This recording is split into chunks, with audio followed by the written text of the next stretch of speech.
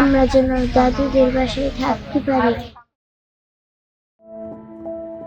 স্বামীর কবরের পাশেই দুই সন্তানকে নিয়ে আশ্রয়ের খোঁজ করছেন সোনিয়া বেগম। মাথা গোঁজার একটু ঠাঁই আর একটু সহায়তার আশায় মানবেতর দিনযাপন তার।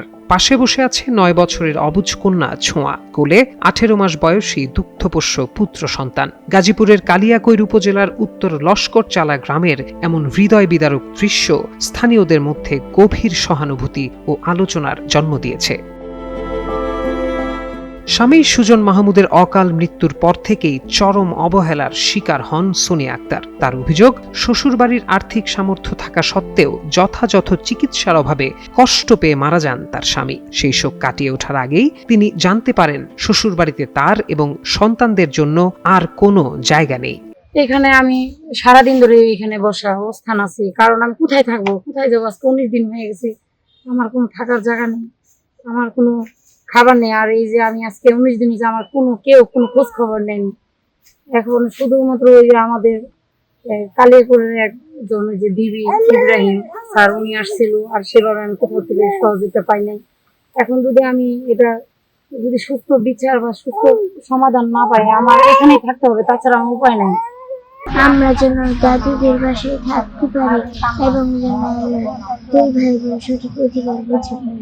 নন ইনভার্টার এসির দামে ঘরে আনুন বিদ্যুৎ সাশ্রয়ী ইনভার্টার এসি। এখন 1.5 ton my one inverter AC মাত্র 48,900 টাকা পাওয়া যাচ্ছে মিনিস্টার শোরুমে। সোনিয়ার দাবি, ছেলের মৃত্যুর পর শ্বশুর কফিল উদ্দিন ও শাশুড়ি তাদের মেনে নিতে অসম্মতি জানায়। এমনকি স্বামীর দাফনের সময়ও শ্বশুর ঘটনাস্থল ছেড়ে চলে যান বলে অভিযোগ করেন তিনি, যা এলাকায় ব্যাপক আলোচনার সৃষ্টি করেছে। আমার স্বামীর কবরস্থানের পাশে আমি আছি, আজকে 19 দিন হয়ে গেছে। আমার শ্বশুর এখনো বাড়িতে আসতেছে না, আমাদের বাড়িতে উঠাইতেছে না। কোথায় থাকবো, কি খাবো? আমাদের কোনো থাকার জায়গা নেই। স্বামী হারানোর শোকের মধ্যেই দুই সন্তানকে নিয়ে দিশেহারা হয়ে পড়েন সোনিয়া। তার অসহায় অবস্থা দেখে স্থানীয় এক বাসিন্দা মানবিক কারণে কিছুদিন তাদের আশ্রয় দেন, কিন্তু পরে আইনি জটিলতার আশঙ্কায় সেই আশ্রয়ও টেকেনি বলে জানা গেছে।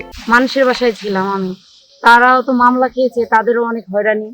কোথাও ঠাঁই না পেয়ে শেষ পর্যন্ত স্বামীর কবরের পাশেই অবস্থান নেন সোনিয়া। বাবার কবরের পাশে দাঁড়িয়ে 9 বছরের শিশু ছোঁয়ার কান্না ও আর্তনাদে উপস্থিত অনেকের চোখই জলে ভরে উঠছে।